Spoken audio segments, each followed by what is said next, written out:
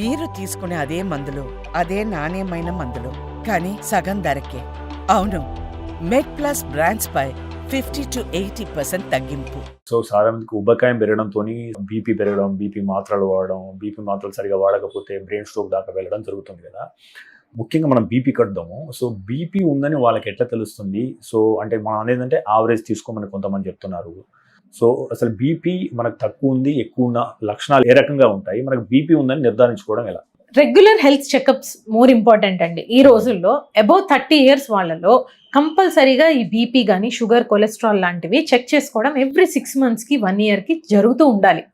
So BP ఎక్కువ అవుతోంది అనేది కొంతమంది ఎట్లా చెప్తారంటే కళ్ళు తిరిగినట్లుంది, లేకపోతే హెడేక్ గా ఉంది, లేకపోతే కనుక అదొక రకమైన ఆందోళన, యాంగ్జైటీగా అనిపిస్తోంది ఏంటి అని వెళ్ళినప్పుడు చెక్ చేసుకుంటే వాళ్ళు బీపీ ఉందని ఐడెంటిఫై చేస్తూ ఉంటారు. అలాగే కొంతమందిలో ఏంటంటే ఒళ్ళంతా వాపురు రావడము అండ్ నిస్సత్తువుగా అనిపించడము, రకరకాల ప్రెజెంటేషన్స్తో వస్తూ ఉంటారు. కొంతమందికి అయితే అసలు స్ట్రోక్స్ వచ్చిందాకా వాళ్ళకి బీపీ ఉన్నట్లు కూడా ఐడెంటిఫై కాదు.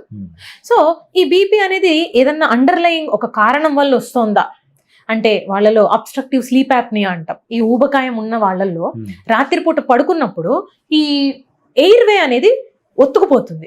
సో కంప్లీట్ ఆక్సిజన్ బ్రెయిన్ కి సప్లై అవ్వక వాళ్ళకి మార్నింగ్ అంతా డల్ గా ఉండడం, హెడేక్ రావడము, ఈ బీపీ అనేది షూటప్ అవడము చూస్తూ ఉంటాం. దీన్ని అబ్స్ట్రక్టివ్ స్లీప్ యాప్నియా అంటాం. So one of the reasons for uncontrolled BP ఈ ఓఎస్ఏ అనమాట. దానివల్లనే హార్ట్ స్ట్రోక్, బ్రెయిన్ స్ట్రోక్ కూడా త్వరగా వస్తుంది.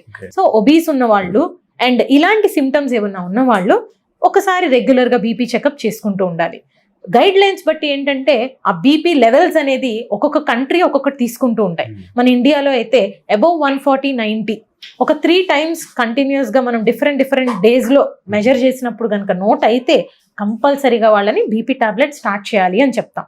అలాగే ఏజ్ పరంగా ఇంకా ఇతరత్ర రిస్క్ ఫ్యాక్టర్స్, డయాబెటీస్ కావచ్చు, కొలెస్ట్రాల్ కావచ్చు, కిడ్నీ ప్రాబ్లమ్స్ కావచ్చు, ఇవన్నీ ఎలా ఉన్నాయి పారామీటర్స్ అనేది చూసుకొని ఒక పర్టికులర్ పర్సన్ కి ఏ డ్రగ్ సూట్ అవుతుంది అనేది ఇవ్వాలన్నమాట. వాళ్ళెవరో ఈ బీపీ టాబ్లెట్ వాడుతున్నారని మనం కూడా అదే వాడేయచ్చులే అని ఓవర్ ద కౌంటర్ కొనుక్కొని వేసుకోకూడదు. ఇంకోటి మేడం, అంటే హయ్యర్ సైడ్ చెప్తున్నారు, లోయర్ సైడ్ కూడా 100/70 అట్లా ఉన్న వాళ్ళకి కూడా ఏమైనా సమస్యలు వచ్చే అవకాశం ఉందా? సో లో బీపీ అని చాలా మంది అంటుంటారు. మీకు బీపీ ఉందా అని అడిగితే అవును మేడం నాకు లో బీపీ ఉంది అంటారు. యాక్చువల్ గా అంటే లో బీపీ అంటూ ఏమి ఉండదు. కొంతమందిలో ఫిజియోలాజికల్ గానే బీపీ అనేది తక్కువ ఉంటుంది.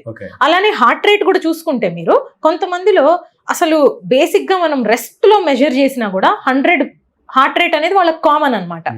కొంతమంది ఇప్పుడు రన్నింగ్ చేసే వాళ్ళు, అథ్లెట్స్, వాళ్ళలో ఎట్లా 50 వాళ్ళ హార్ట్ రేట్ నార్మల్ గా ఉంటుంది. వాళ్ళు పరిగెత్తినా మాక్సిమం 70కి వెళ్తుంది కానీ దాటదనమాట. సో ఇలాగా వాళ్ళ యావరేజ్ బీపీ ఫస్ట్ నుంచి కూడా అది లోనే ఉందనుకోండి, వాళ్ళకి పెద్ద నష్టం పడదు. కానీ కొంతమందికి బీపీ ఫాల్ అవుతూ ఉంటుంది. డీహైడ్రేషన్ వల్ల కావచ్చు, మెడికేషన్స్ వల్ల కావచ్చు, కొన్ని హార్ట్ డిసీజెస్ ఉంటాయి, లేకపోతే ఎనీమియా ఉంటుంది, లేకపోతే కనుక పార్కిన్సన్స్, న్యూరలాజికల్ ప్రాబ్లమ్స్ కొన్ని ఉంటాయి. వాటిల్లో కూడా బీపీ డౌన్ అయిపోతూ ఉంటుంది. ఆటోనామిక్ డిస్ఫంక్షన్ అంటాం. డయాబెటిక్ పేషెంట్స్ లో ఈ ఆటోనామిక్ నర్వస్ సిస్టమ్ అనేది కూడా వీక్ అయిపోతుంది.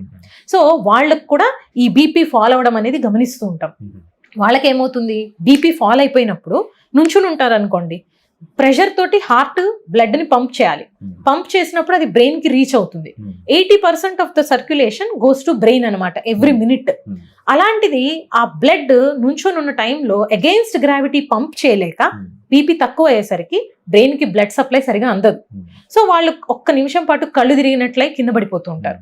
దాన్నే సింకోపి అని పిలుస్తాం. అంటే కళ్ళు తిరిగి ఎందుకు కింద పడిపోతూ ఉంటారంటే మోస్ట్లీ కారణం ఇదే అయి ఉండొచ్చు. సో అలాంటప్పుడు ఏమవుతుంది, వాళ్ళకి బీపీ తగ్గకుండా ఉండే కొన్ని ఎక్సర్సైజెస్, వాటర్ ఎక్కువగా తీసుకోవడం అండ్ బీపీని పెంచే మెడికేషన్స్ కూడా ఉంటాయి. సో అలాంటివన్నీ వాళ్ళ కండిషన్ ని చూసి మేము అడ్వైస్ చేయడం అనేది జరుగుతుంది.